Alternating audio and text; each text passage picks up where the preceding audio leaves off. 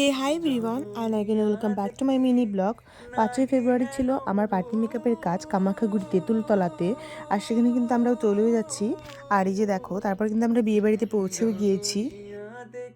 এই ঢুকেই কিন্তু প্রথমেই আমরা দেখা করে নিয়েছিলাম ব্রজদির সাথে। আর এই যে আমার সাথে গিয়েছিল রাজাদারও পার্টি মেকআপের কাজ ছিল, মানে আমাদের দুজনের এক জায়গাতেই কাজ নিয়েছিলাম আমরা।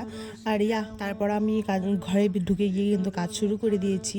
এদিকে প্রথমেই আমি ক্রিম্পিং করে নিয়েছিলাম হেয়ারটাকে, আর রাজাদা ওইদিকে আরেকজনের হেয়ার ক্রিম্পিং করছিল। দেন তারপরে কিন্তু আমি শাড়ি ড্রেপিং করে তারপরে কিন্তু আই মেকআপ শুরু করে দিয়েছিলাম। তারপর কিন্তু ফেস মেকআপ কমপ্লিট করে কিন্তু আমি হেয়ারের জন্য প্রস্তুতি নিচ্ছিলাম। আর এই যে এখানে আমি দিদিকে সব ক্লিপগুলো দিয়ে দিচ্ছিলাম, আর ওই দিদিটাকে বলছিলাম যে হেয়ারের যা যা লাগবে তা তুমি নিয়ে আসো। দেন তারপরে কিন্তু হেয়ার স্টাইল কমপ্লিট করে কিন্তু দিদিকে আমি সিঁদুর পরে নিচ্ছিলাম সুন্দর করে।